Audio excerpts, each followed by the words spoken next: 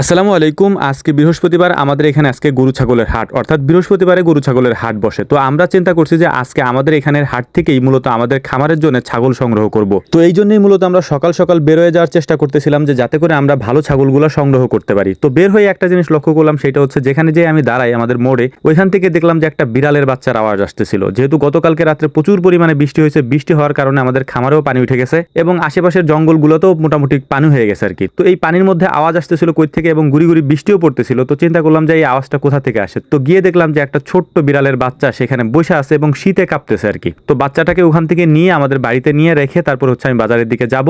যদিও আপনারা জানেন আমাদের বাড়িতে অনেকগুলো বিড়াল, প্রায় 6টা বিড়ালের মতো আছে। এর বেশিরভাগ বিড়ালগুলোই হচ্ছে আমরা বিভিন্ন জায়গা থেকে কুড়ায় আনছি। তো আমি আর তানভীর হাটের দিকে যাওয়া শুরু করলাম এবং পথে দেখলাম যে অর্থাৎ আমাদের যে বিলের হাঁসগুলো আছে ওই হাঁসগুলা পাথার থেকে উপরে উঠে ধান ক্ষেতের মধ্যে হচ্ছে কেঁচো হয়তো অন্য কিছু খাইতেছিল আর কি, কারণ যেহেতু বৃষ্টি নামছে। হাটে এসে একটা জিনিস দেখে অবাক হলাম, সেটা হচ্ছে যে হাটে তেমন গরু ছাগল কোনোটাই ওঠে নাই। এর কারণ হচ্ছে যে গতকালকে যেহেতু প্রচুর পরিমাণে বৃষ্টি হয়েছে এবং আমরা যখন এখানে হাটে আসছি তখনও বৃষ্টি পড়তেছিল আর কি, এই কারণেই তেমন একটা গরু ছাগলও ওঠে নাই। তো ছাগল কয়েকটা দেখলাম, এরপরে দেখলাম যে একটা গরু বেচা কিনা হইতেছে। তো দেখলাম এই গরুটা মূলত হচ্ছে তারা দাম চাচ্ছিল হচ্ছে 1 লাখ টাকার মতো বা 90,000 টাকা মনে হয় চাইছিল। 65,000 টাকা পর্যন্ত দাম হয়েছে।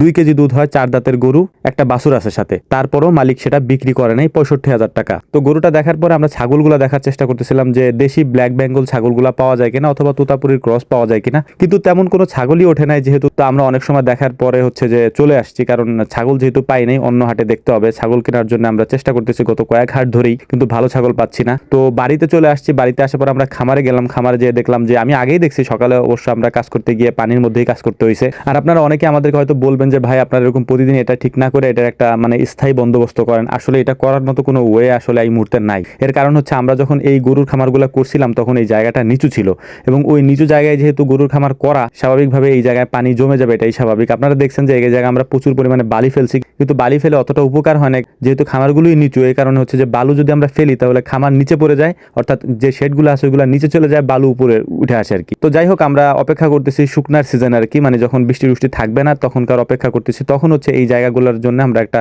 স্থায়ী বন্দোবস্ত করার চেষ্টা করব। নিচ দিয়ে আমরা একটা পাইপ নেওয়ার চেষ্টা করব যাতে করে এই পানিগুলাকে আমরা আমাদের পুকুরে দিয়ে দিতে পারি। তো আমরা একটা মোটর বসায় নিছি, মোটর বসায় তারপর এই পানিগুলাকে সেচে ফেলে দেওয়ার চেষ্টা করতেছি, কারণ এখানে হাঁটা যায় না, পা হচ্ছে খেয়ে ফেলে আর কি। এটা আপনারা বুঝবেন না যারা গ্রামে কাজ করেন পানির মধ্যে, তারা বুঝবেন যে পানিতে এক ধরনের ব্যাকটেরিয়া থাকে, ওইগুলো হচ্ছে পায়ের মধ্যে ছোট ছোট ছিদ্র করে ফেলে আর কি। তো যে কারণে হচ্ছে আমাদের এই গামবুট পরে কাজ করতে হয়, এজন্য পানি থাকলে সমস্যাও হয়। সব থেকে বড় সমস্যা যেটা, সেটা হচ্ছে আমরা এক ঘর থেকে আরেক ঘর পর্যন্ত হচ্ছে বাছুরগুলাকে আনতে পারি না, ওগুলো ভয়তে পানির মধ্যে নামে না। বাছুরগুলা যেহেতু অন্য ঘরে থাকে, দুধ দহন করার জন্য ওদের এক ঘর থেকে আরেক ঘরে নিতে হয়। তো যাই হোক, এইটারে সেট করে দিয়ে তারপরে আমাদের যে এখানে যেহেতু পানি প্রচুর পরিমাণে হয়েছে, এখন গতকালকে প্রচুর পরিমাণে বৃষ্টি হয়েছে, তো আমরা চাইতেছিলাম যে আমাদের যে চারি দুইটা আছে ওই দুইটারে আবার পাইতে রাখবো, দেখি মাছ যায় কিনা। এই জায়গাগুলো হচ্ছে মূলত আগে শুকাই গেছিল, মানে গত কয়েকদিন আগে যে বৃষ্টি হয়েছিল, তারপরে ওই বৃষ্টির কারণে একটু মানে জলাবদ্ধতা আসছিল এবং ওইটা কয়েকদিন রোদ হওয়ার কারণে শুকাই গেছে। শুকাই যাওয়ার পরে এই যে আবার বৃষ্টি হয়েছে, আবার বৃষ্টি হওয়ার পরে এই জায়গাগুলো আবার পানিতে টইটুম্বুর হয়ে গেছে আর কি। তো আমরা চিন্তা করলাম যে জায়গাটা খালি থাকবে, কারণ আমরা চারি পাইতে রাখি, হয়তো আগামীকালকে সকালে আমরা দেখতে পারবো যে এটার ভিতরে মাছ গেছে কিনা।